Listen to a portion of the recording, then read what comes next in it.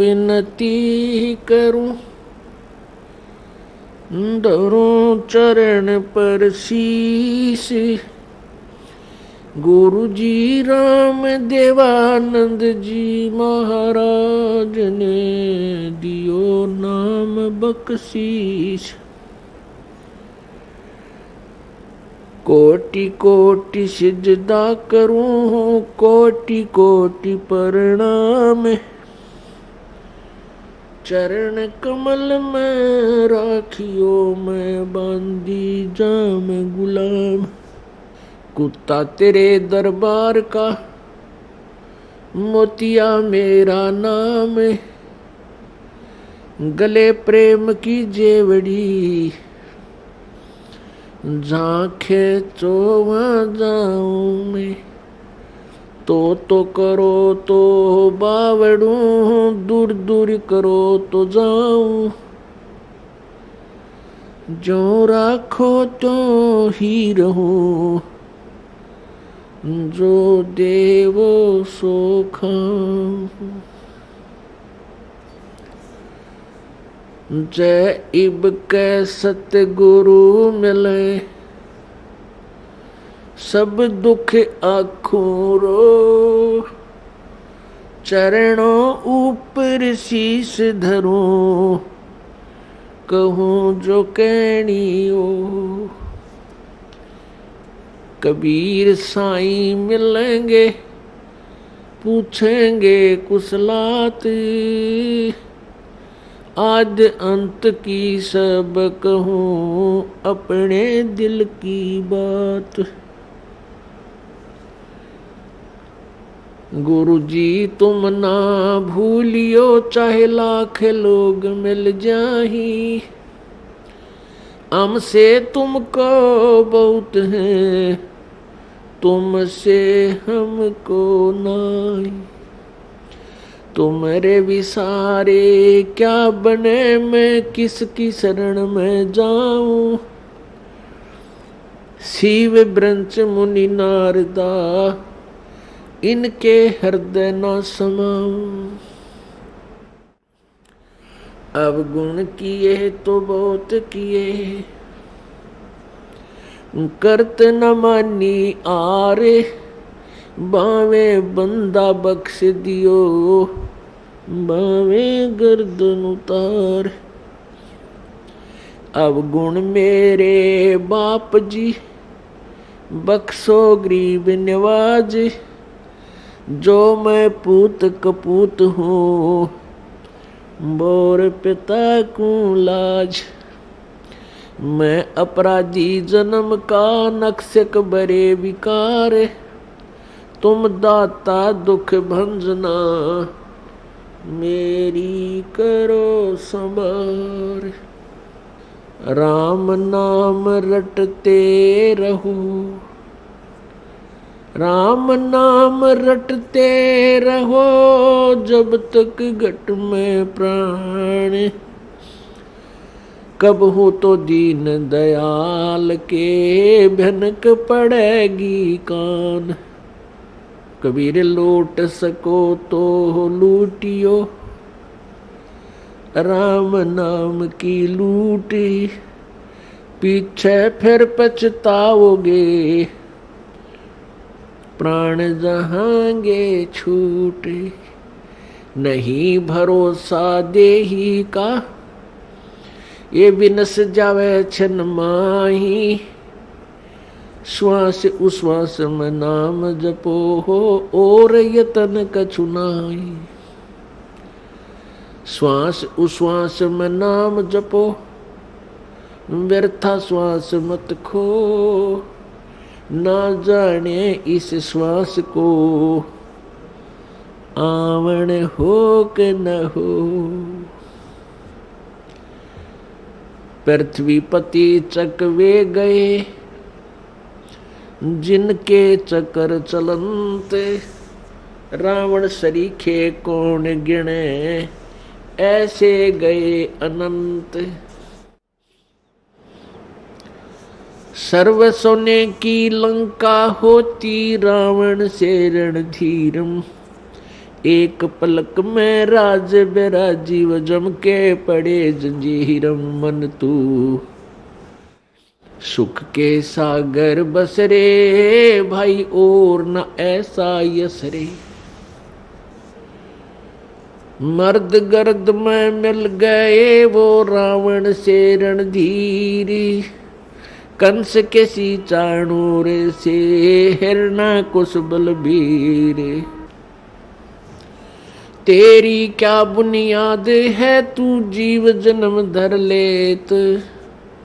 गरीब दास हरि नाम बिना तेरा खाली रह जा खेत। परमपिता परमात्मा सर्व सृष्टि रचनहार कुल के मालिक ये कबीर परमेश्वर हैं। ये वही परमात्मा हैं जो बनारस में काशी में सन 1398 में प्रकट हुए थे, एक शिशु रूप धारण करके अपने सतलोक से चलकर आए थे और लहर तारा तालाब नामक एक सरोवर में अच्छे खिले हुए विकसित कमल के फूल पर परमेश्वर पूर्ण ब्रह्म एक शिशु रूप में बनारस में विराजमान हुए थे। पुण्यात्माओं, आप और हम सभी काल के जाल में फंसे हुए हैं और इस काल का ऐसा भयंकर जाल है, इसको परमेश्वर के अतिरिक्त कोई नहीं समझ और समझा सकता। वो परमेश्वर हम सभी आत्माओं के पिता हैं और अपनी संतान को कोई आपत्ति कष्ट हो तो अपने पिता और माता को ही उसका दुख होता है। परमेश्वर के अंदर वो सर्व गुण हैं। तुमेव माता च पिता तुमेव बंधु च सखा तुमेव विद्या च द्रविण तुमेव सर्व मम देव देव। ये वो परमात्मा है जो माता और पिता और भाई सखा सभी का ये प्रॉपर रोल करता है। ये यथार्थ भाव में हमारा ये सभी नातों से संबंधित है, सभी नातों में यही खरा है। तो उसी को हमारी चिंता बनती है। हमने जो गलती की वो तो बहुत भयंकर भूल है हमारी और उसी का परिणाम हम भोग रहे हैं। हमने क्या गलती की थी कि हम सभी आप या कोई चींटी बना है, चाहे हाथी बना है, चाहे कोई रंक है या सेठ साहूकार या राजा बना है, ये सभी कबीर परमेश्वर की आत्माएं हैं, पूर्ण ब्रह्म के बच्चे हैं। और हमने क्या गलती की कि हम सतलोक में रहते थे, वहाँ कोई मृत्यु नहीं थी, कोई जन्म नहीं था, ना कोई रोग कष्ट शरीर को था, किसी प्रकार की कोई आपदा वहाँ नहीं आती थी, कोई अभाव नहीं था, कोई मजदूरी नहीं करनी पड़ती थी, हम बहुत सुखी थे। वहाँ हमने गलती की कि जो यहाँ का भगवान है ब्रह्म, ये ब्रह्म जो है इसको ज्योति निरंजन भी बोलते हैं, इसको काल भगवान की उपमा से भी जाना जाता है।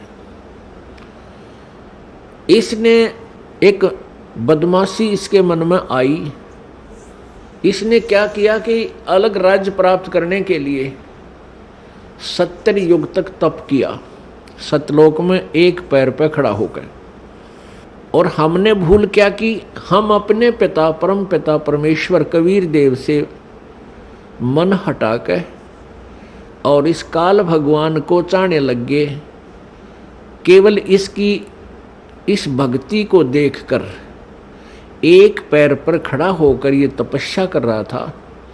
केवल हम इसकी इस कला पर, इस अदा पर आसक्त हो गए और हम अपने पिता जो हमें सर्व सुख दे रहा था, ना कोई मृत्यु थी, ना किसी का बेटा मरे था, ना बेटी मरे थी, ना कोड लगे था, ना कोई किसी प्रकार की कोई आपत्ति नहीं आने देता था, उस परमात्मा को त्याग दिया क्योंकि हम सुखी गणे थे वहाँ पर।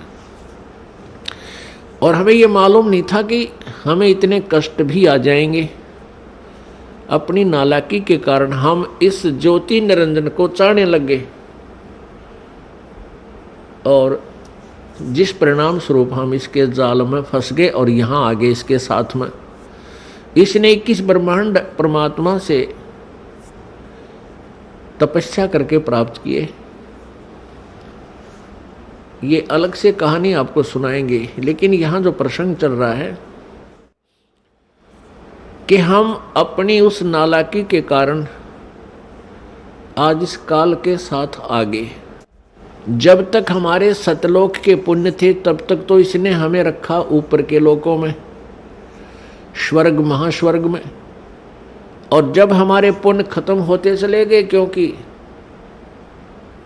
यहाँ का विधान है कि जैसे कर्म करेगा वैसे फल मिलेंगे और पुण्य आपके होंगे। जब पुण्य क्षीण हो जाते हैं तो उसको ये यहाँ पृथ्वी पर पटक देता है। तो जब तक हमारे पुण्य थे, हमारी जेब में पैसे थे, हमारी कमाई थी, तो हम स्वर्ग रूपी होटल में वहाँ अपने मस्ती करते रहे, भगवान याद नहीं आया। और जब हम पटक दिए पृथ्वी पर, कोई कुत्ता बनाया, कोई गधा बनाया, कोई कुतिया बनाई, कोई गधी बनाई, कोई शेर, कोई पशु पक्षी जीव जंतु बनाकर यहाँ डाल दिए। और जिनके कुछ पुण्य फिर भी शेष रहे उनको मानव शरीर दिया। मानव शरीर के अंदर आप देख रहे हो कोई भी प्राणी सुखी नहीं है। मानव शरीर तो हम सबसे उत्तम मानते हैं, अन्य प्राणियों का तो आप एस्टीमेट लगा लेना वो कितने सुखी होंगे, कुत्ते गधे सूअर। मानव शरीर में भी आप और हम बिल्कुल सुखी नहीं है। अब हम झूठे सुख को सुख मान बैठे। परमेश्वर कहते हैं झूठे सुख को सुख कहे ये मान रहा मन मोदे, ये सकल चबीना काल कहा, कुछ मुख में कुछ गोद। इस काल भगवान को श्राप लग गया, एक श्राप लगा हुआ है परमेश्वर की ओर से। इसने वहां एक भयंकर गलती की थी जिसके परिणाम स्वरूप इस काल को श्राप लगा हुआ है 1 लाख मानव शरीरधारी प्राणियों का नित आहार करने का। मानव शरीरधारी प्राणियों का 1 लाख का प्रतिदिन ये ग्रास करता है, आहार करता है, खाता है। इसके लिए इसने हम सभी को यहाँ रोक रखा है, जैसे कसाई बकरे पालता है। पुण्यात्माओं, ये परमेश्वर कबीर जी द्वारा दिया गया ये ज्ञान है, ये दास आपको व्याख्या कर रहा है और ये परमात्मा का बताया हुआ है। इस पर बहुत गहराई से सोचना, इसको केवल एक कथा मत समझना। ये 100% सत्य, ये सत्य कथा है, केवल इसको दंत कथा मत मान लेना। जितना भी आप इस ज्ञान को समझते चले जाओगे उतना ही आप गहराई से चिंतन करने में को विवश हो जाओगे। अब जैसे कसाई बकरे पालता है, उन बकरों के लिए वो बहुत व्यवस्था करता है, उनको चारा चराता है, उनको पानी पिलाता है, गर्मी सर्दी से बचाता है, उसके ऊपर कोई छान डाल देता है, कोई शेड बनाता है। तो अबोध बकरे बकरियां उस कसाई को अपना एक अच्छा मालिक मानते हैं, दयालु मालिक मानते हैं। किस दृष्टिकोण से कि ये हमारी कितनी केयर टेक करता है, कितनी देखभाल कर रहा है, पानी पिलाता है, चारा चराता है, तालाब बना रखा है, किधर चरागा बना रखे हैं, चारों तरफ बाड़ लगा रखी है, कोई हिंसक पशु आकर इनको खा ना जाए, रोक रखे हैं। अब वो इसी कारण से उस कसाई को अपना दयालु मालिक मानते हैं। और जब वो कसाई उन बकरों के उस बाड़े में जाता है, स्थान पर जाता है, तो बकरे उस मालिक को एक दयालु मालिक मानकर उस व्यक्ति को उसकी तरफ भाग लेते हैं प्यार देने के लिए। कोई उसके ऊपर पैर डालकर प्यार देना चाहता है, कोई जीभ से चाटता है, और वो कसाई उनको ऐसे हाथ पकड़कर देखता है, और बकरे उसकी बाजू को अपनी जिह्वा से प्यार देते हैं, चाटते हैं जैसे बहुत लाड करया करें। और वो कसाई देख रहा होता है कि यूँ कितने किलो का बिकेगा, कितना मांस हो गया इनमें, वो ऐसे देखता उनको, और वो सोचते हैं कि ये हमारा दयालु मित्र में प्यार कर रहा है, हमारा मालिक है। पुण्यात्माओं, जैसे हम यहाँ देखते हैं कितनी विस्तृत भूमि है, इसके ऊपर कितने अच्छे बाग बगीचे, फलदार वृक्ष, काजू किस्में, सेब संतरे, और कितने अच्छे शीतल और स्वादिष्ट मधु जल की दरियां बह रही हैं। जमीन के नीचे कितना एयर कंडीशन ला रखा है, गर्मियों में ठंडा जल और सर्दियों में गर्म। अब ये और कितनी अच्छी हवा चल रही है, सूरज दिन रात बन रहे हैं, सूर्य उदय हो रहा है, अस्त हो रहा है। इस व्यवस्था को देखते हैं तो ऐसा लगता है जैसे ये तो भगवान ने पढ़ा है, कितना अच्छा भगवान है, कितनी हमारी सुनियोजित, हमें कितना अच्छा आहार दिया है, कितना अच्छा हमारे रहने की व्यवस्था की है। और जब हम देखते हैं किसी का बेटा मर गया, किसी की बेटी मर गई, किसी का परिवार नाश हो गया, किसी का दो मर गए एक परिवार में, तो उस समय हमें कभी ये नहीं आता यूं क्यों हो रहा है, ये जुल्म क्यों हो रहा है, ये हमारी बुद्धि में कभी नहीं आया। अब आने लगा जो भगवान ने हमारी ये मोतियाबिंद का ऑपरेशन कर दिया।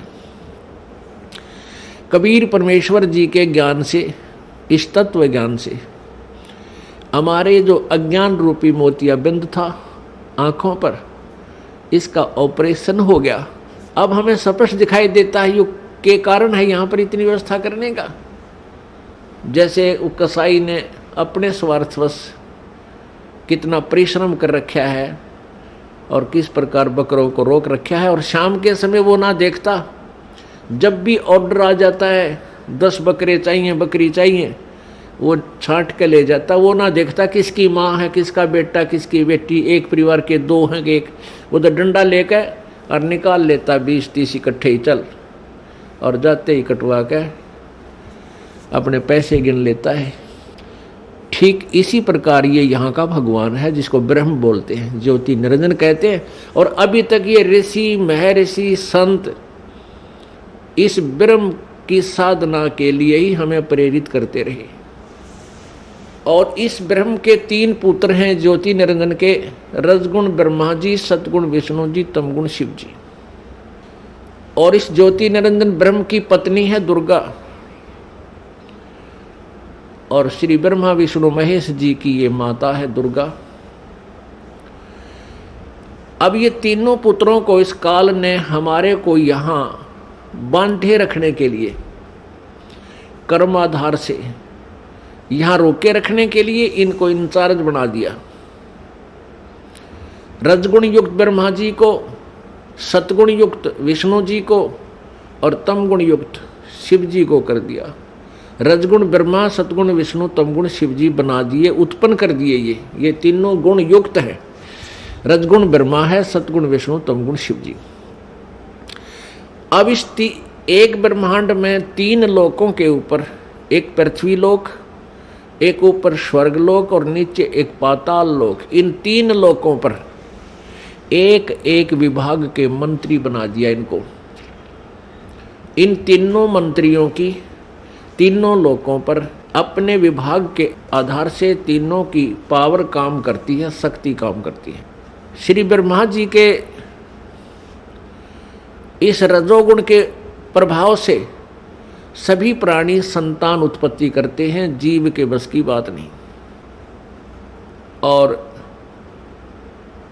श्री विष्णु जी सतगुण, अब सतगुण के प्रभाव से हमारा एक दूसरे में मोह ममता, संपत्ति में मोह, पति पत्नी का आपस में लगाव, बच्चों में ममता, भाई बहन का प्यार, ये इतना जबरदस्त है कि हम इनसे दूर नहीं हो सकते, चाहे कितना जोर लगा लें।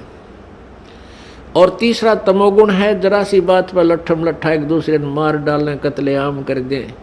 ये भगवान शिव जी के अंदर सतोगुण है, उसका प्रभाव से हम ऐसा यहाँ सब कर रहे हैं। अब जैसे एक मकान में 3 कक्ष हैं या 4 कक्ष हैं, और रसोई के अंदर छौंक लगा मिर्चों का। रसोई के अंदर तो वो मूल वस्तु है, मिर्च है, छौंक है, और उसका निराकार शक्ति ने जाकर अन्य कक्षों में बैठे व्यक्तियों को भी प्रभावित कर दिया, और उनको भी छींकें आने लग गई। उनके बस की बात नहीं उन छींकों ने वह रोक दे। तो इसी प्रकार पुण्यात्माओं, परमात्मा कबीर देव ने, कबीर साहब ने इस यथार्थ ज्ञान को हमें समझाया कि ये ऊपर तीनों भगवान, रजगुण ब्रह्मा, सतगुण विष्णु, तमगुण शिव जी की अलग अलग राजधानियां हैं, अलग अलग लोक हैं। वो अपनी राजधानी में बैठकर, अपने लोक में बैठ करके वहां से सबको कंट्रोल करते हैं, और उनके शरीर से निकल रही वो निराकार शक्ति, जैसे ब्रह्मा जी से रजगुण शक्ति, और विष्णु जी से सतगुण, और शिव जी से तमगुण, वो शक्ति, वो जैसे छौंक वाली निराकार जो प्रभाव शक्ति, उनकी वो आकर के हम सभी 3 लोक के प्राणियों को अपने हिसाब से प्रभावित किए हुए। हमारे बस की बात नहीं, ये जीव के बस की बात नहीं। इसके लिए ये ऐसा क्यों किया है कि काल को 1 लाख मानव शरीरधारी प्राणी प्रतिदिन खाने को चाहिए, और उसके कारण हम यह संतान उत्पत्ति करते हैं। प्रत्येक प्राणी संतान उत्पत्ति करता है, और फिर ममता आपस में, आपने देखी होगी बंदरिया अपने बच्चे को सीने से लगाए फिरती है। चिड़िया देखी होगी आपने, ये पक्षी देखे हैं, अपने मुख में आहार लाते हैं कहीं से, और घोंसले में बैठे अपने बच्चों को आकर खिलाते हैं। आप बाद में खाते हैं, पहले उनको छिकाकर फिर जाते हैं। कितना प्यार है वो बच्चे कौन से उनके बुढ़ापे में उंगली पकड़ेंगे को उन पक्षियों की। चलो हम तने सोचा मैं एक बार बुढ़ापे में सेवा कर देंगे, बच्चे इसलिए हम पैदा कर रहे हैं, इनको इसलिए पाल रहे हैं, नहीं। बुढ़ापे में तो परमात्मा की भक्ति ही हमें सहारा देगी, जब वह बात बनेगी। अरे कलयुग के पुत्र तय तो अपने बेराजी सी सेवा करेंगे, और कैसी कर रहे हैं ये आपको खूब विदित है। तो ये सब कारण क्या है? काल ने हमें यहाँ बाई फोर्स और धोखा देकर हमें यहाँ पर रखा हुआ है। अब ये कितना सुंदर शरीर हमें नजर आता है अपना, अपने शरीर की रक्षा के लिए, इसमें कोई बीमारी हो जाए या सर्दी से बचाने के लिए कितनी व्यवस्था करते हैं, और इसको बनाए रखने के लिए, जीवित रखने के लिए, इसी के लिए हम सारा दिन लगे रहें पेट भरने की खातिर। और ये क्या है? ये काल का सुनियोजित एक जाल है, षड्यंत्र है। उसके द्वारा दिया गया हमारे को मिट्टी का खिलौना है। बेटा और बेटी ये मिट्टी के खिलौने बनाकर हमारे को दे दिए, और हम इनको अपना इन्हीं में उलझे हुए हैं। कल को पुत्र की मृत्यु हो जाती है, अपने हाथों फूकाते हैं, राख बन जाती है, उसकी शकल सूरत भी पहचान में नहीं आती है, कौन था, कहाँ गया। तो ये धोखा नहीं तो क्या है? ठीक है, पुत्र नाम रहे, हम खुश रहते हैं, लेकिन ये हो रहा है, सबको मालूम है। पुत्री मर जाती है, पत्नी मर जाती है, पति मर जाता है, माता पिता की मृत्यु होती है, कहाँ गए? वो राख बन जाती है। तो ये कैसा हमारे साथ धोखा किया इसने? हमारी इतनी बुद्धि छोड़ रखी है इस काल भगवान ने। जैसे भैंस का बच्चा मर जाता है, व्यापारी लोग क्या करते हैं, उस बच्चे के ऊपर की चाम को उतार लेते हैं, उतरवा लेते हैं किसी बनाने वाले से, और उसमें भूस भरवा देते हैं, और ऊपर से सिलाई करके एक पूछड़ लटकती रह जाती है उसकी धूम। और उसको उस भैंस के सामने लाकर टांग देते हैं। वह भैंस उसको अपना बच्चा मानती है और उसको उठाकर जब चलता है तो वह भैंस उसके पीछे पीछे ऐ ऐ करती हुई और भागती रहती है। जहाँ उसको रख देता है वहीं खड़ी हो जाती है। अब उसको ये नहीं पता इसमें क्या है, ये तेरा बच्चा नहीं है। इतनी बुद्धि हम सबकी यहाँ काल भगवान ने छोड़ रखी है और हम इन नकली साजबाज को, इस अपनी कार और कोठियों को, पुत्र पुत्रियों को, बेटा बेटियों को और पति पत्नी को, माता पिता को हम ओरिजिनल मान के इनमें इतना लगाव बना बैठते हैं। पुण्यात्माओं, कहने का भाव ये है कि पहले हमने इस काल के इस षड्यंत्र को समझना होगा। फिर षड्यंत्र समझ में आने के बाद फिर क्या है कि जैसे यहाँ कोई भी आपका बेटा है, बेटी है, माता है, पिता, बहन, भाई है, ये सभी अपने हैं। चाहे कोई रिश्तेदार है या बाहर वैसे कोई प्राणी है, दूर देश का है, गांव का है, कोई भी प्राणी है, ये सब अपने ही हैं। हम एक पिता की संतान हैं। अब हम यहाँ काल के जाल में फंस गए और यहाँ की जो मर्यादा, यहाँ की व्यवस्था, यहाँ का नियम कानून ऐसा है, तो फिर हमने अपने बच्चों को, भाइयों को, बहनों को, मित्रों को, जो भी हमारे संपर्क में आवे, उनको सबसे बड़ा उनका उपकार ये है कि उनको इस काल के जाल से परिचित करावें। और फिर आपके बेटे हैं, बेटी हैं, आपके भाई हैं, बहन हैं, माता पिता हैं, इनकी हमने सेवा करनी है। इनका जैसे भी हमारा इनको रोल है, इनके प्रति जो कर्तव्य है, वो हमने भगवान से डर कर उसको पूरा भी करना है, क्योंकि ये सभी परमात्मा के बच्चे हैं और यहाँ सभी दुखी हैं। अब जैसे माता पिता जो बूढ़े हो जाते हैं, असहाय हो जाते हैं, अब उनकी सेवा करना आपका परम कर्तव्य बना है। क्योंकि माता पिता जब बच्चा या बेटा या बेटी उत्पन्न होती है, बेटी उत्पन्न होती है, उसका तो उद्देश्य पता होता है ये तो पराई होनी है, उसको भी प्यार से पालता है, अपने सीने से लगाकर, ऐसा नहीं, क्योंकि उसको ये मालूम है कि हमें भी कोई ऐसे एक पाल कर एक बेटी देगा।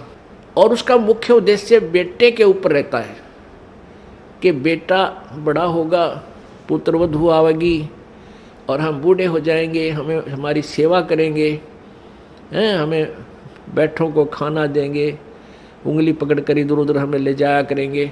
तो इस उद्देश्य से वो बच्चों की परवरिश करता है, इस उमंग से रात देखता ना दिन देखता। तो जब वो बूढ़े हो जाते हैं तो वो डिजर्व करते हैं आपसे वो सेवा, और आप वो कर नहीं पाते। क्यों नहीं कर पाते? क्योंकि आपको ये नहीं मालूम कि हम यहाँ भयंकर जाल में फंसे हुए हैं और परमात्मा ने जो हमें यहाँ कर्तव्य दिया है उसको ना निभाकर भी हम दोषी बन रहे हैं, पाप के भागी बन रहे हैं। और काल तो हमसे पाप करवाता रहता है ताकि ये मेरे जाल में फंसे रहें।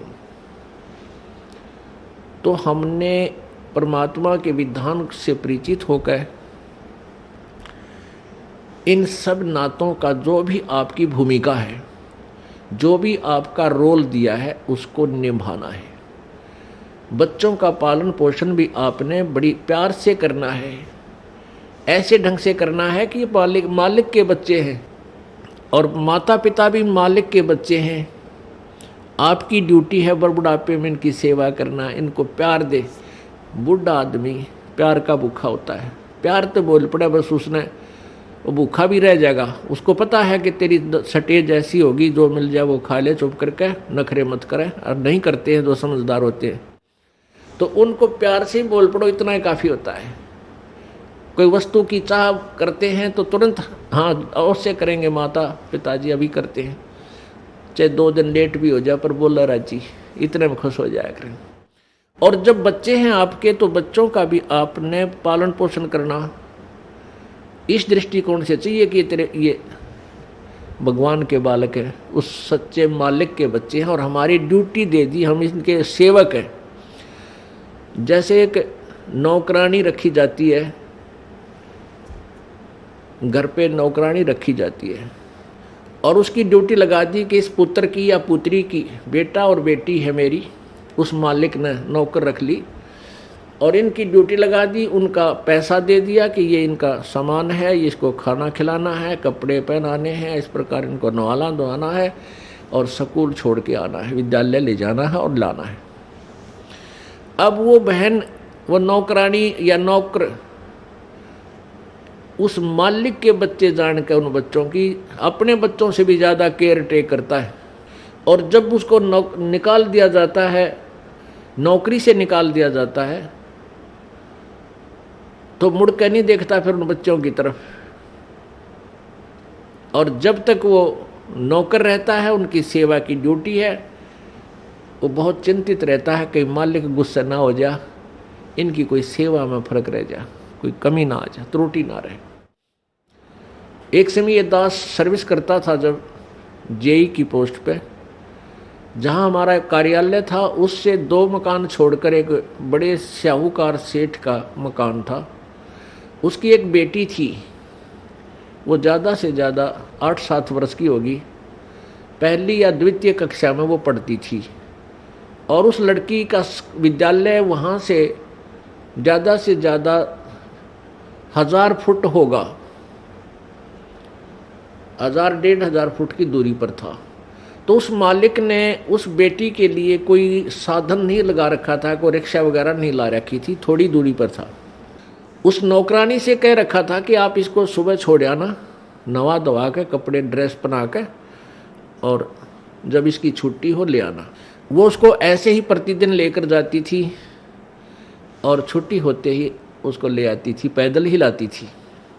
गर्मियों के दिन, ये मई का महीना, उसने एक छोटी सी छाता ले रखा उस नौकरानी ने, स्वयं तो धूप में और उस छोटी सी बच्ची के ऊपर छाता लिए हुए, और वो धूप में आ रही है, उस बच्ची पर, मालिक की बेटी पर छाता किए हुए है और लेकर आ रही है।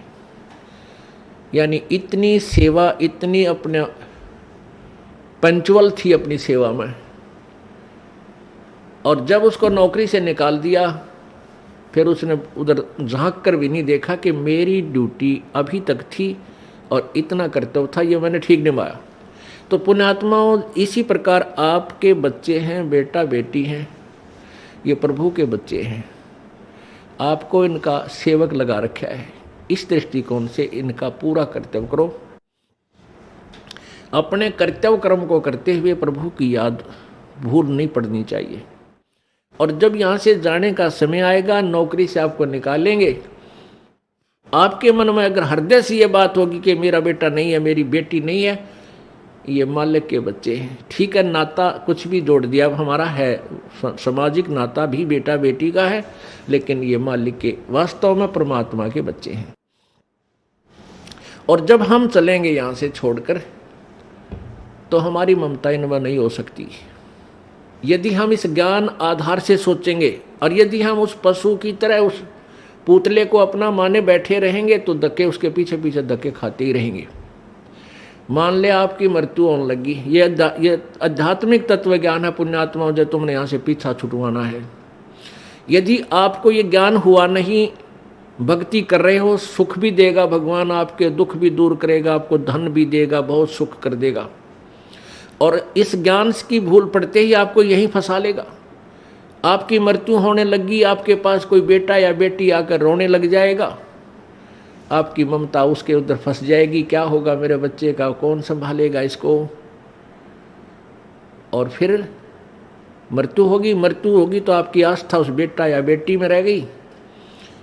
मृत्यु होकर के फिर वहीं कुतिया आकर बन जा मनमाने उसी गली में, या कुत्ता बन गया, उड़े सैर सपट्टे करता रहेगा। फिर बेटे भी ना मिलने, ना बेटियां दौड़ बैठ सकता।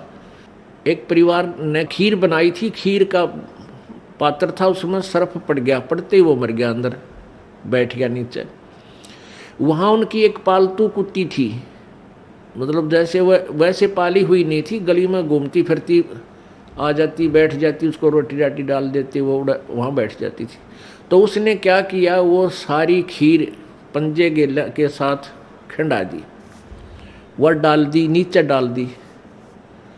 उधर से घरवाला ने देखा, कि इसने तो भाई कमाल कर दिया, आज तक ये ऐसी ऐसी गलती नहीं करती थी, आज तक इसने बड़े बड़ाए भोजन का नाश कर दिया। उसका तुम्हारा लठ वह तो गई ट्या ट्या करती।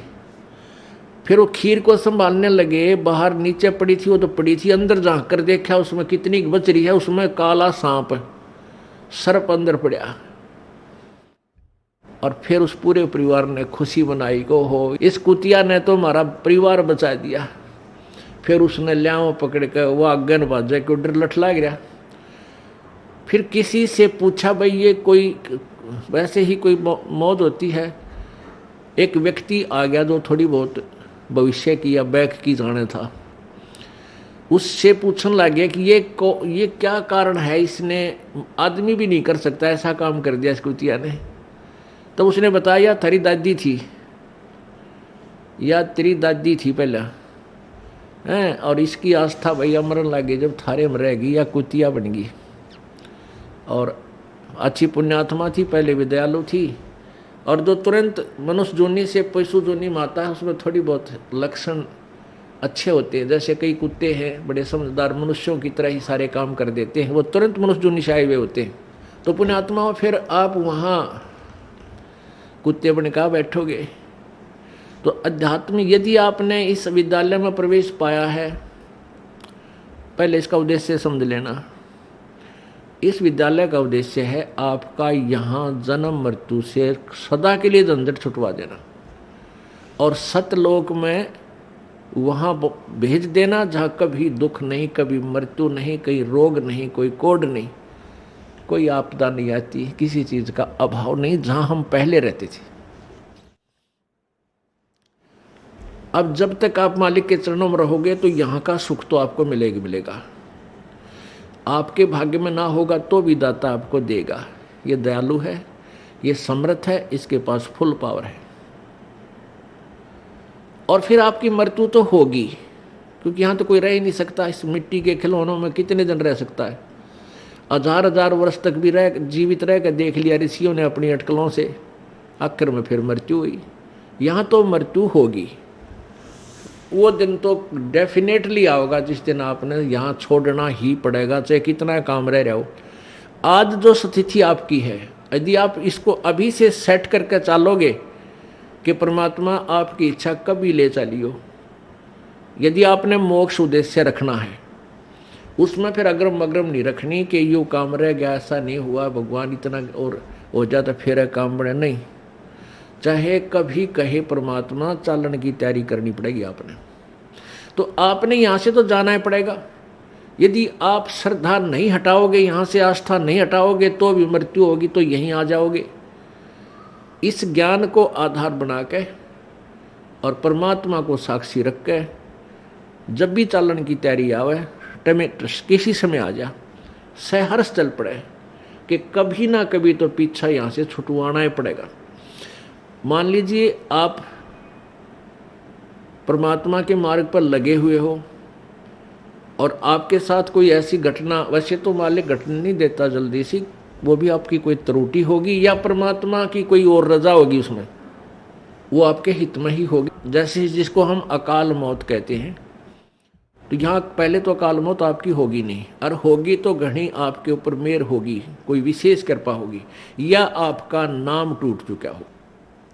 प्रथम तो अकाल मृत्यु होगी नहीं इस मालिक के चरणों माने के बाद। इसके हाथ में है मासा घटे ना चल बढ़े, विधना लिखे जो लेख, और सच्चा सतगुरु मेट कर ऊपर मार दे मेघ। ये वो परमात्मा है जिस लिखे हुए लेख को, प्रारब्ध को कोई भी चेंज नहीं कर सकता। ये परमेश्वर कबीर देव उसको चेंज कर सकता है, उस भाग्य को बदल सकता है। तो ये तो उसके साथ होगा जो हृदय से, तन मन धन से कोई मर्यादा भंग नहीं करता है, प्रभु के चरणों में लगा हुआ है। और दूसरे जो परमात्मा के चरणों में लगे हुए हैं और परमात्मा की कुछ और रजा है कि कई कारण हो जाते हैं पुण्यात्माओं, तो उसको ऐसे अकाल मौत, वो स्वयं ही अकाल मौत मृत्यु करेगा उसकी। और तुरंत ही उसको दूसरा जीवन देकर पार करेगा। वो उसने अपनी आत्मा को देखना है। हम तो अपना स्वार्थ देखें। जैसे किसी की माँ मर जा, चाहे 70 साल की हो रही है, तो याद आवे है कि भाई पाछी बालक खिलाओ थी, पोत्या ने राजी रखे थी, घर की रुखाड़ करे थी, ये बना मरे तो बढ़िया है।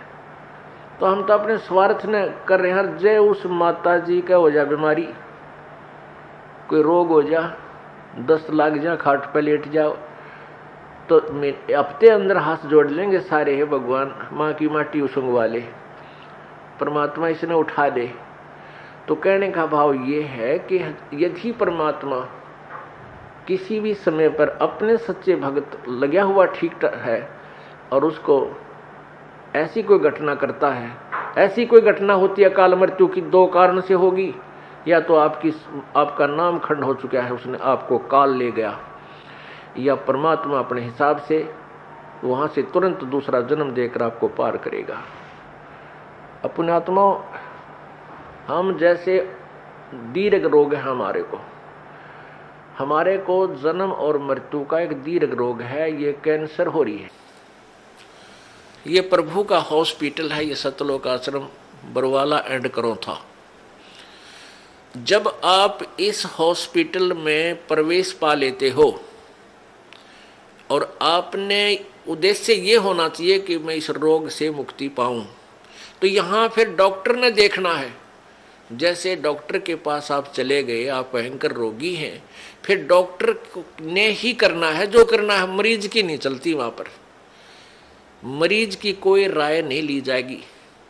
डॉक्टर जब चाहोगा इंजेक्शन लाओगा, जब चाहो उसका एक्सरे करेगा, जब उसकी रिपोर्ट लेगा, ब्लड चेक करेगा, ग्लूकोज चढ़ावेगा, इंजेक्शन लगाएगा, और हो सकता है किसी कारण से टांग भी काटनी पड़ जा जीवन बचाने के लिए, तो वो टांग भी काटेगा। तो वहाँ मरीज अपनी नहीं चलाता है, वो करबद्ध रहता है और डॉक्टर को समर्पण कर देता है कि जो आपको ठीक लगे वही करना। तो यहाँ आने के बाद आपने अपना अगर जन्म मरण का रोग कटवाना है तो परमात्मा डॉक्टर हैं, कबीर भगवान हमारे। इस दास को आपका कंपाउंडर छोड़ रखा है, तो आपको जैसा भी यहाँ हो रहा है उसमें कोई देखो, एक तो आपको गड़बड़ होगी, नाम खंड हो जानते हैं, आपका नाम टूट जाएगा, परमात्मा से आपका कनेक्शन खत्म हो गया। और दूसरा होगा मालिक करेगा, तो उसमें फिर अगरम मगरम नहीं होनी चाहिए, ऐसा क्यों हो गया, ऐसा नहीं होना चाहिए था। तो एक तो सावधानी आपने रखना है कि आपका नाम खंड ना हो, मर्यादा भंग नहीं होनी चाहिए। पुण्यात्माओं, आप इस काल के जाल से अपरिचित हो, इस कारण से इस मार्ग को इतना सीरियसली नहीं लेते। आप केवल पहले आते हो सुख के उद्देश्य से कि मेरा ये हो जा, बेटा हो जा, बेटी हो जा, कार हो जा, कोठी हो जा, टोटा दूर हो जा, कर्जा उतर जा, छोटा मोटा को शारीरिक कष्ट है वो दूर हो जा। ये तो आपको फ्री ऑफ कॉस्ट होगा यदि आप सच्ची श्रद्धा से भक्ति करनी प्रारंभ कर दोगे। फिर कुछ दिनों के बाद आपको यहाँ इसलिए बुलाया जाता है, भाई हर महीने आना है, दूर देश के हैं वो, चल दूसरे महीने 1 महीना छोड़ कर आ जाएं, 2 महीने छोड़ कर आ जाएं। आपको इसलिए बुलाया जाता है कि ताकि आप इसको इतना सीरियसली नहीं लेते, क्योंकि आप इस मार्ग से परिचित नहीं हो। आपको यहाँ बुलाया इसलिए जाता है क्योंकि आपको वहाँ अपने घर से जब चलते हो तो 1 हफ्ता पहले आप परमात्मा के दरबार में पहुँचने के लिए चिंतित हो जाते हो। तो आपकी वो चिंतन भी मालिक के पुण्य में लग जाता है। कोई कार्य को आगे पीछे करते हो, किसी से छुट्टी लेते हो, घर वालों को मीठा बोलते हो कि मैंने जाना है, कहीं ये ना कर दे, और फिर आप वहाँ से यहाँ तक आते हो। नंबर 1 तो आपको धनी बनाना है, राम नाम का, भक्ति का धनी बनाना है। परमात्मा का विधान है, संत मिलन को चालिए तज माया अभिमाने, जो जो कदम आगे रखे ओहे यज्ञ समाने। क्या बताते हैं परमात्मा, अपना विधान बाप ही बता रहे हैं कबीर जी कि संत मिलन को चालिए। जब सतगुरु के दर्शनार्थ आप चलते हो, अभिमान तज माया अभिमान, किसी प्रकार का भी आप में अभिमान नहीं होना चाहिए, ना धन का हो, ना पद और पोस्ट का हो, किसी प्रकार का नहीं हो। जैसे एक रोगी व्यक्ति जिसको पता लग गया कि तेरी जान जाने वाली है और वो डॉक्टर के पास जाता है, चाहे वो कितना बड़ा अधिकारी है और कितना पैसे वाला है, वहाँ वो अपनी उस पोस्ट और पैसे को नहीं आगे रखता, उसका दिखावा नहीं करता, अपनी जान बचाना चाहता है। डॉक्टर जहाँ कहता वहीं लेट जाता है, कपड़े उतारने को कहता तुरंत उतार देता है, कोई रिपोर्ट करवाने के लिए संकेत करता है, लिख कर देता, तुरंत उठकर चला जाता है। तो पुण्यात्मा सच्चे दरबार में जब भगत आवे, उसका दृष्टिकोण, उसका उद्देश्य, उसका भाव ऐसा होना चाहिए जैसे सीरियस रोगी, सीरियस पेशेंट और हॉस्पिटल में जाता है, उसमें कोई नखरा नहीं होता। ऐसे जब आप सच्चे दरबार में आओगे, आपको कितना पुण्य मिलेगा कि जहां से आप चले हो यहां तक आने के जितने भी आपके कदम, यानी जितने कदम बनते हैं, इतने यज्ञ के तुल्य आपको पुण्य मिलेगा। मिलेगा उसको जो या निष्कपट भाव से आता है और निर्भिमान होकर आता है, जैसे रोगी जाता है हॉस्पिटल में। तो यहाँ आपको बुलाने का उद्देश्य ये है, नंबर 1 तो आप धनी हो जाओगे, पुण्य बढ़ेंगे आपके, और जो पैसा आपका खर्च होता है यहाँ किराए पे आने जाने में, ये भी आपके पुण्य में लिखा जाएगा, आपके धर्म में लिखा जाता है, ये पुण्य हो रहा आपका। तो जितना भी आप यहाँ परमात्मा के चरणों में आओगे, आपका पुण्य बढ़ेगा। फिर आप यहाँ पर 5 यज्ञ होती हैं। एक यज्ञ है धर्म की, या भंडारा चला है भगवान का दिन रात फ्री ऑफ कॉस्ट परमात्मा की तरफ से। यहाँ जो आप आते हो 10 रुपये, 50 रुपये, 100 रुपये जैसे भी दान पात्र में डालते हो, उसका फिर सामूहिक रूप से भंडारा होता है, कहीं आश्रम का विस्तार होता है, कोई पंखा आता है, कितने दरी बिछाण की मैट लाते हैं, लैट्रिन बाथरूम बनाए जाते हैं, कमरे बनाए जाते हैं, शेड लगाया जाता है। तो ये आपके पैसे का पुण्य हुआ और यहाँ आने वाली दुखी आत्माओं को चैन हुआ। अब कितने कैसे संसार से निकल कर आते हो आप, ट्रेन में आते हो, जेब कतरे साथ बैठे रहे, मन माने किरा के कर जा। घर से निकलते हो, कोई ठगी है, कोई चोर है, कोई किस तरह का है। व्यापार में भी इस तरह के ना जाने कितने निकम्मे आदमी, या व्यवसाय में अपने कार्य में कितने निकम्मे टाइप के आदमी आपके साथ खसने को तैयार रहते हैं। और ऊपर से फिर आपके ऊपर ये इतनी आपदाएं, कोई रोगी है, किसी को कोई भूत सता रहा है, किसी का पितर रुष्ट है, किसी का देवता रुष रहा है, और ना जाने कितने रोग कोड आपके लगे हुए। और वो प्राणी यहाँ आता है, उसको आते ही गर्म पानी मिला है नहाने के लिए, गरम गरम चाय तैयार मिला है, अपना बैटरी सी चार्ज हो जाती है इसकी, और फिर बिछे बिछाए मैट मिले, रजाई मिले भगवान के बच्चों को। और फिर आपको यहाँ अमृत ज्ञान सुनाया जाता है रात्रि के समय, सर्दी का मौसम, ये दिसंबर और जनवरी का महीना, इसमें ओढ़ कर रजाई शाम के समय और बैठे मालिक का ज्ञान सुने, परमात्मा का प्रसाद छक के, और अपना कितनी आत्मा प्रसन्न होती है। आधा दुख तो यही बोल लेता प्राणी। तो यहाँ पर कौन आता है?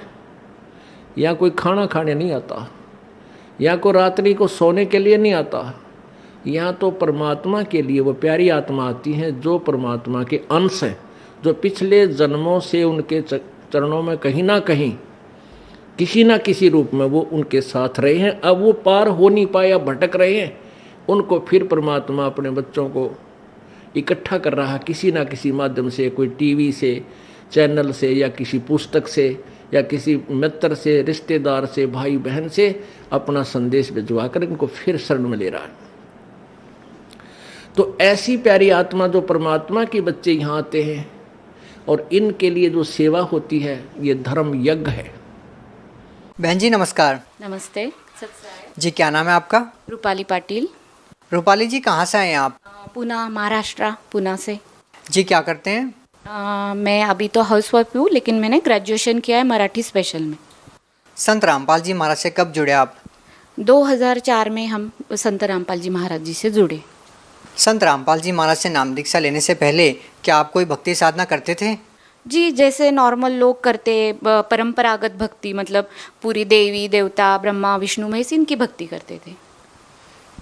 जब आप पहले भक्ति कर ही रहे थे तो आपने संत रामपाल जी महाराज से नाम दीक्षा क्यों ली? मतलब मुझे ऐसे लगा कि उनका ज्ञान मैंने थोड़ा समझा, उनकी बुक पढ़ी।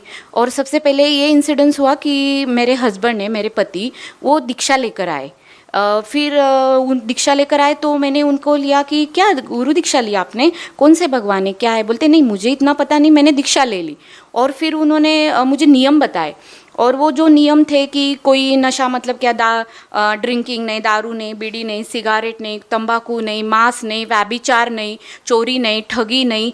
तो मुझे वो नियम इतने अट्रैक्ट हुए कि देखो मैंने आज तक ऐसे कोई संत नहीं सुने कि ये नियम मतलब मेरा जो लाइफ के तरफ एक गोल था कि इंसान का लाइफ कैसे होना चाहिए, कि उसके लाइफ में सब परफेक्ट होना चाहिए। उसका जो हस्बैंड है तो वो उसे कोई व्यसन नहीं चाहिए, मतलब व्यसन नहीं है उसके साथ। अगर ये नियम मतलब सोचो कि किसी पराई नारी के तरफ बहन बेटी के भाव देखो, उसको रिस्पेक्ट करो, चोरी नहीं, ठगी नहीं, कोई 2 नंबर का काम नहीं। मैंने बोला मुझे पहले से, वैसे मैं सोशल इसमें ना, सोशल जो इशू होते उसमें पहले से बचपन से मुझे इंटरेस्ट था कि अपना समाज कैसे होना चाहिए, जो भी एक होता है अच्छा समाज होना चाहिए, बुराई नहीं होनी चाहिए, कुरीतियाँ नहीं होनी चाहिए। और संत रामपाल जी महाराज के नियम पढ़ के मुझे बहुत खुशी हुई, अच्छा लगा। ज्ञान तो मैंने सोचा इतना मैंने सुना नहीं था, लेकिन तब तक उनका नियम सुन के मुझे अट्रैक्शन हुआ और मैंने बोला चलो बहुत अच्छा काम किया। और मुझे क्यों और अच्छा लगा कि उसमें जो था ड्रिंकिंग का, मतलब कोई ड्रिंकिंग नहीं करना। तो जैसे मेरे पति का जो बिजनेस है वो इसका है, मतलब ऑटोमोबाइल साइड का था, तो हमेशा पार्टी में जाना या थोड़ा बहुत दोस्तों के साथ उनके फोर्स से, मतलब उनको पसंद नहीं था, लेकिन दोस्त, आजकल का जो ट्रेंड हो गया है हाई फाई सोसाइटी, मतलब क्या ड्रिंक्स नहीं किए तो आपको गांव के जैसा समझा जाता है। तो उस प्रेशर से वो ड्रिंक करते थे कभी कभी। तो घर में आके हमारा झगड़ा होता था कि मैं बोलती थी क्यों, मुझे पसंद नहीं है, आप क्यों करते हो और क्यों दोस्तों का सुनते, मेरा सुनो, घर में एक साथ रहना है। और ये कोई अच्छी चीज़ नहीं है कि आप किसी के प्रेशर में आके ड्रिंक्स करना। सिर्फ सोसाइटी एक अपना एक जो स्टेटस है वो लेवल के लिए आप ड्रिंक क्यों करना है।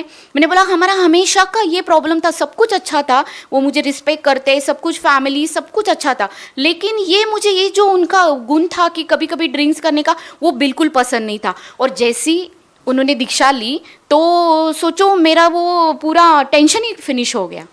देखिए जैसा कि आप बता रहे हैं कि आपने नियम पढ़े जिसमें लिखा हुआ था कि नशा नहीं करना, व्यसन नहीं करना, किसी की तरफ बुरी नज़र से नहीं देखना। जब हम देखते हैं समाज में या अन्य संतों को जब हम देखते हैं तो सभी संत यही नियम बताते हैं, लेकिन जब हम ग्राउंड लेवल पे देखते हैं तो क्या वास्तव में ये चीज़ें फॉलो होती है? जी, मैंने तो मैं अभी महाराष्ट्र पुणे से हूँ, या बचपन से लेके महाराष्ट्र में, मतलब पहले जलगांव से लेके पुणे तक मेरा जो जर्नी हुआ है, तो मैंने तो देखे, मैंने संत बताते हैं, लेकिन आज तक मैंने कोई भी उनके अनुयायी, जैसे अदर संत है, जैसे बहुत सारे हैं अभी जो गुरु है, उनके कोई भी अनुयायी ये नियम फॉलो बिल्कुल नहीं करते। वो ओनली क्या बोलते हैं उनके, मैंने तो ये भी देखा है कि उनके गुरुजी जो होते हैं दूसरे, जो संत रामपाल जी महाराज को छोड़ के जो आज इस धरती पे जितने भी गुरु है वो सब बताते ठीक है भाई, थोड़ा बहुत कर लो, आ जाओ दीक्षा ले लो, थोड़ा बहुत कर लो, जब मन होगा डाल दो। लेकिन मुझे ये पसंद नहीं था और मैंने भी खुद ने देखा कि कोई फॉलो नहीं करता है। आप एक शिक्षित महिला हैं, आपने बताया कि आपके पति ड्रिंक करते थे, आपको वो बिल्कुल अच्छा नहीं लगता था और आपके झगड़े होते थे। लेकिन उन महिलाओं की बात की जाए जो बहुत ही गरीब है, निचले तबके से आती हैं, उनके पति जब इस तरह के नशे करते हैं तो आप सोच सकते हैं कि उनके परिवार के भरण पोषण के लिए जो कमाई होती है उसका बहुत सारा हिस्सा वो नशा करने में लगा देते हैं। तो उनके घरों में कितने झगड़े हो सकते हैं, इस बात का अंदाज़ा आप बखूबी लगा सकते हैं। आप उन महिलाओं के लिए क्या कहना चाहेंगे जिनके पति बहुत ज़्यादा नशा करते हैं और बहुत सारी बुराइयों में लगे हुए हैं? हाँ नहीं, उन महिलाओं के लिए तो मैं कह सकती हूँ, देखो आज तक सरकार ने तो कितने सारे नियम निकाले कि दारूबंदी कर दो, यहाँ ये कर दो, और लेकिन हमने जैसे सोचा, पेपर में देखते हैं, न्यूज़पेपर में पढ़ते हैं, टीवी में पढ़ते हैं, ओनली नियम सिर्फ है ना फॉलो करने के लिए नहीं है, वो नियम सिर्फ कागजों पे है। ये योजना निकाली, वो योजना, एक मोर्चा निकाला, पैसे देके भी मैंने फॉलो किया है। मैं सोशल वर्क में मुझे इंटरेस्ट था, मैंने देखा है पहले कि लोग सिर्फ नियम है ना ये करते क्या करते हैं, सिर्फ बनाते हैं, लेकिन उसका वो जो अवलंबन मतलब जो करना है वो कुछ भी उसका 0% है, कुछ भी आज तक। तो फिर अब तक तो फिर कितना समाज कब से ये चल रहा है, तो हम तो सुधर चुके होते।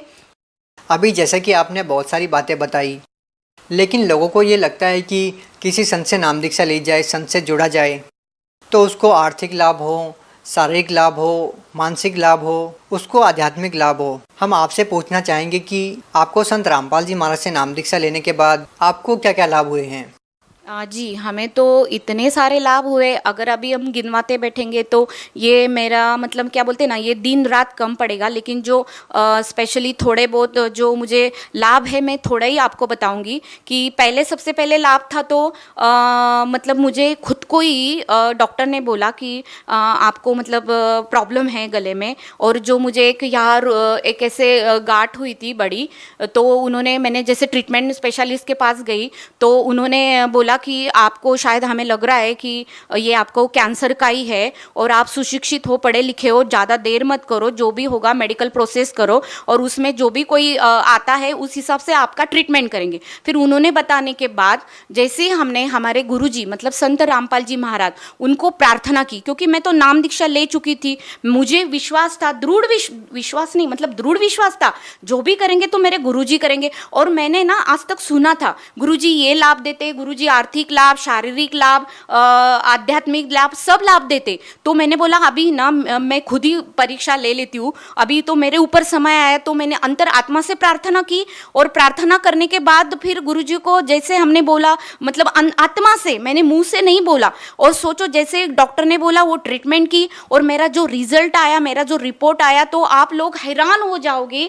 मुझे कैंसर था, जब मुझे लगा कि अभी मेरी लाइफ थोड़ी है, ज़्यादा लाइफ नहीं है, मेरी पैरों के नीचे की जमीन खिसक गई कि मैं भी क्या करूंगी। मुझे लगा मैं तो ठीक है, मैं मर गई तो मेरा बेटा है वो कैसे रहेगा, मेरा हस्बैंड तो शायद शादी कर लेगा, लेकिन मेरा क्या होगा। और मुझे तब लगा कि ये जिंदगी इतनी छोटी है, मुझे क्या करना था, और मैं कुछ भी कर नहीं सकूंगी। मैं परमात्मा को मतलब संत रामपाल जी महाराज को प्रार्थना किया, परमात्मा नहीं, मुझे अभी थोड़ा जीना है, मुझे लाइफ दे दो, मुझे इतना जल्दी नहीं मरना है, मेरे बेटे के लिए मुझे जीना है। और इतना चमत्कार हुआ। आप लोगों को चमत्कार लगेगा, आपकी भाषा में ये ऐसे लगेगा कि हम बोल रहे हैं, लेकिन नहीं, मैंने अनुभव किया है। जब खुद के ऊपर आता है ना, इंसान झूठ नहीं बोल सकता। मैं जो भी बोल रही हूँ एक शब्द सच बोल रही हूँ, क्योंकि मैंने जो 2 दिन जब तक मेरा रिपोर्ट नहीं आता, मैंने सहा है कि मृत्यु क्या होती है और जीना क्या होता है। और मेरे परमात्मा ने, गुरु जी ने, संत रामपाल जी महाराज ने इतना प्रार्थना हमने लगाने के बाद उनका ये आया, मतलब उनका मैसेज आया कि बेटा परमात्मा आपको दया करेंगे, आपके संत रामपाल जी महाराज आपके ऊपर दया करेंगे। और फिर हमने मेडिकल रिपोर्ट पाया शाम को, तो उसमें लिखा था कि मुझे सिर्फ ओनली वायरल इन्फेक्शन है। जो 4 डिसीज मुझे बताया था कि एक सर्वाइकल कैंसर, एक टीबी और 2 ऐसे थ्रोट के हिसाब से ही उन्होंने बताया था। और मुझे और क्यों लगा पता है क्या, तो मेरे साथ एक बात हुई। हमारे घर की हेरिडिटी ऐसी है, मेरे दादा को कैंसर था, मेरी जो ये है मतलब मेरे चाचा है वो खुद डॉक्टर थे, उनको तक कैंसर हुआ। और कैंसर मतलब वो लोग अर्ली एज मतलब कम एज में वो गुजर गए, सोचो।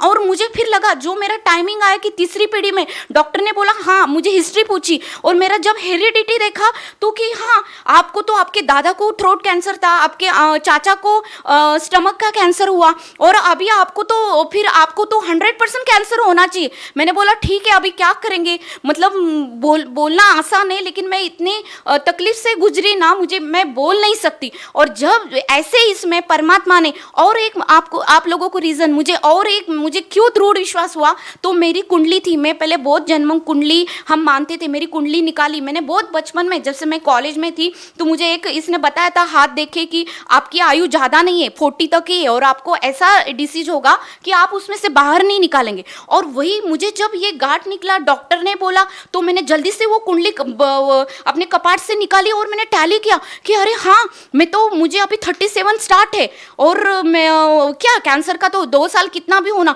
ये कोइंसिडेंस कैसे हो सकता है।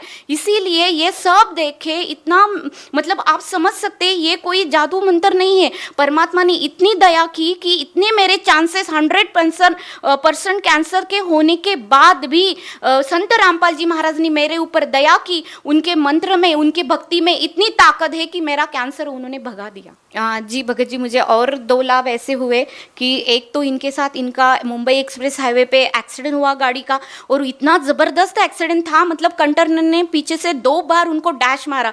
डैश मारने के बाद मतलब वो देखते हैं तो वो उन्होंने स्टीयरिंग पे सर रख दिया, और जैसे गुरुजी ने उनको नाम दीक्षा दी, वो मंत्र उन्होंने याद किया। फिर हम दोनों का फेस उनके सामने आया कि सोचो मेरा ये आखिरी वक्त है। और वो एक्सीडेंट से इंसान जब खुद पे गुजर जाती कि बस अभी मेरा सब फिनिश हो गया, तो उस हिसाब से उन्होंने मेरा चेहरा, मेरे बेटे का चेहरा उनके आंखों के सामने आया, और उन्होंने जो गुरुजी ने हमें मंत्र एक दिया, लास्ट में उन्होंने वो एक मंत्र जाप किया और स्टीयरिंग पे अपना सर रख दिया। और बाद में चमत्कार की देखते हैं कि वो बोलते मैं 5 मिनट के बाद मैं कार आराम से चला रहा हूँ, फिर आराम से चला के फिर वो रुके नहीं, जल्दी से घर आ गए। फिर अगर हम सोचते तो फिर कैसे हुआ, तो उसके लिए एक प्रूफ था कि जैसे गाड़ी हमने आके मुझे बोला कि आप जल्दी से नीचे आ जाओ कि देखो मेरा एक्सीडेंट होगा। मैंने बोला पहले पूछा आप कैसे हो, बोलते नहीं मैं ठीक हूँ। फिर देखते हैं तो गाड़ी पूरे पीछे से चिप हुई थी, सब बोल रहे थे वाइबल हो के वो पलटी हो सकती थी, कुछ भी हो सकता, लेकिन ऐसे हुआ कि परमात्मा ने उन्हें साक्षात बचा लिया। फिर हमें पता चला कि भगवान क्या है। और दूसरा एक लाभ मेरे बेटे के सामने, वो बेंगलोर में पढ़ने के लिए है, तो जैसे घर से दूर था, डॉक्टर ने बोला उसको चिकन पॉक्स निकला, और फिर वो रोने लगा कि मम्मा मैं अभी क्या करूँगा, चिकन पॉक्स निकले मुझे, और अभी मेरा 1 महीना पूरा मेरा स्टडी ब्रेक हो जाएगा और मैं ये नहीं कर पाऊंगा। तो फिर हमने बोला ठीक है कोई बात नहीं, अपन प्रार्थना करेंगे परमात्मा से। आश्रम में प्रार्थना की कि देखो ऐसे हो गया मालिक, हम क्या करेंगे। तो प्रार्थना करने के बाद मालिक ने बोला कि जैसे जोत लगा दो। आपने उसको भी ध्यान आया कि मैंने जोत नहीं लगाई, और जैसे उसने इमीडिएटली जोत लगाई रात को 10:30-11 बजे, और सुबह देखते आप मतलब इतना चमत्कार की। हम भी इधर प्रार्थना की, उसने भी परमात्मा के आत्मा से प्रार्थना की, तो उसका चिकन पॉक्स पूरा गायब। तो हमने मेडिकली तो भी हमारा समाधान नहीं हुआ, तो हमने बोला प्लीज़ आप बेटा आप जाके डॉक्टर को एक बार कंफर्म कर लो कि सच में चिकन पॉक्स गायब हो गए। तो वो डॉक्टर के पास गया और डॉक्टर ने बोला कि जी हाँ, मैंने ही कल तुझे बोला था कि तुझे आया मैं मेडिसिन नहीं दूंगा, और आज मैं देख रहा हूँ तो सच में ये तो परमेश्वर ही हो सकता है ये लाभ देने वाले। हम आपसे एक और प्रश्न पूछना चाहेंगे। संत रामपाल जी महाराज जी, उनसे जो भी नाम दीक्षा लेता है उनको बहुत सारे लाभ होते हैं। आपको भी संत रामपाल जी महाराज ने बहुत सारे लाभ दिए हैं। जो लोग बहुत सारी भयंकर बीमारियों से पीड़ित हैं और जिन लोगों को आर्थिक या मानसिक लाभ नहीं हो रहे हैं, उन लोगों को आप क्या कहना चाहेंगी? मुझे ये अपने सब भाई बहनों को एक ही संदेश देना है। मैं तो कोई ये नहीं कर सकती हूँ, मतलब संदेश देने जैसी मैं उतनी नहीं हूँ, लेकिन मैं प्रार्थना कर सकती हूँ सारी जगत को कि जिनको प्रॉब्लम है ना, आप आ जाओ, आप अनुभव करो, सत्संग सुनो, और एक्चुअली अपने जो ग्रंथ है, बुक है, उसमें क्या नॉलेज है। सबसे पहले हम सब शिक्षित है, हमें कोई हमारा ध्यान भटका नहीं सकता। आज तक हमने जो भी भक्ति की, एक परंपरागत भक्ति की, जो भी मनगढ़ंत सुनते आए, दादा परदादा उनकी भक्ति फॉलो करते आए, लेकिन हमने आज तक नहीं सोचा कि हम जो कर रहे हैं और ये क्यों हो रहा है। अभी हम बोलते हैं भगवान ये करता है वो करता है, हम तो आज तक जो परंपरागत ब्रह्मा विष्णु महेश जी ये सब भक्ति करते आए, लेकिन मिला क्या, फिर क्यों नहीं मिला, क्यों दुखों के पहाड़ हमारे ऊपर गिर रहे, क्यों दुखी है, किसी को कैंसर है, किसी को ये बीमारी, किसी को वो बीमारी, सब परेशान। तो आप इसके लिए सबको मेरी प्रार्थना है कि आप आओ, संत रामपाल जी महाराज का ज्ञान सुनो, उनका सत्संग सुनो, और उनके सत्संग में आपके पूरे डाउट क्लियर हो गए। और डाउट क्लियर के बाद आप एक है, इधर ना कोई पैसे लगता है दीक्षा लेने के लिए, ना कोई आपने सुना होगा, ये सुनाई कथा है। आप जब खुद आओगे, उनका दीक्षा लेंगे, उसमें तो कोई पैसे नहीं लगता, और दुखी दुखी क्या नहीं करता। इसलिए दुखी लोगों को मेरी प्रार्थना है कि आ जाओ, संत रामपाल जी महाराज का नाम दीक्षा ले लो और खुद अनुभव करो। जैसे अभी आप हमारे मुंह से सुन रहे हो कि मुझे क्या लाभ हुआ, मुझे क्या मिला, आर्थिक, शारीरिक, मतलब जो भी है आध्यात्मिक, तीनों लाभ मुझे मिले। तो वैसे आपको भी आप मेरे भाई बहनों हो, मेरी भी तड़प है। जैसे मुझे मिला, क्यों हमें तो आपको क्यों नहीं मिल सकता। तो फिर आपको एक काम करना है, आज संत रामपाल जी महाराज जी का सत्संग सुनो, उनका ज्ञान सुनो, खुद दीक्षा लो और अनुभव करो कि सच में ये महाराज जी क्या बोल रहे हैं और हमें क्या प्राप्त होता है। आप भगत समाज को क्या संदेश देना चाहते हैं? देखो, मैं भगत समाज को संदेश देने के लायक तो नहीं है, लेकिन मैं सबको यही प्रार्थना कर सकती हूँ कि मेरे भाई बहनों, जगत के लोगों, जागो। ये आप अभी पछताओगे, आपको क्या जा रहे हो, आप देख नहीं रहे जो भक्ति कर रहे। हम कभी उसका, अरे हम एक छोटी चीज लेते हैं बाजार में तो हम 10 दुकान उसके ब्रांड ढूंढते हैं, ये अच्छा है, इसकी क्वालिटी का, इसका प्रूफ क्या। और जो ये मानव जन्म जो अनमोल है, हमें एक बार मिलता है, बार बार मिलता नहीं, वो मिला है, उसका कैसे कल्याण करवाना है, ये तो आपके सामने अभी रेडी मटेरियल है। जो संत रामपाल जी महाराज बता रहे कि आओ मेरा ज्ञान सुनो और ज्ञान से आप देख लो आप जो भक्ति कर रहे हैं उसमें क्या कमी है और आपको कौन सी सही भक्ति करनी है, उसमें क्या फर्क है। संत रामपाल जी महाराज, हम सब शिक्षित है, मेरे शिक्षित समाज सबको मैं प्रार्थना करती हूँ कि आप पढ़े लिखे हो, आप श्रद्धा से भक्ति करो, अंधश्रद्धा नहीं। आप जब देखेंगे, ग्रंथ पढ़ेंगे, संत रामपाल जी महाराज जो ज्ञान दे रहे वो 101% खरा सोना है। तो आप आ जाओ, एक बार दीक्षा ले लो और जो सबको लाभ हो रहे वो आपको भी होंगे। जैसे आज हम बोल रहे हैं ना, एक दिन आप भी हमारे जगह बोलेंगे कि हाँ, गुरुजी ने हमें क्या दिया, संत रामपाल जी महाराज ने हमें क्या दिया। और आप वंचित मत रहो। शायद ये श्वास है, ये सबके पास कितना है, क्या लेखा जोखा है, ये हमें पता नहीं है, लेकिन जो भी है जल्दी से आप आपके बुद्धि को ऐसे एक आप जरिया सोच के देखो कि सच में ये बता रहे संत रामपाल जी महाराज, सच में इनका ज्ञान क्या है। और आओ, सब आओ और दीक्षा ले लो, और जैसे हमें लाभ हुआ है आप सबको भी होगा। और जल्दी से जल्दी आके आप लाभ उठाए, ये नाम दीक्षा ले। और सबको ही मुझे यही बस एक संदेश है। जी बहुत बहुत धन्यवाद। Thank you ji.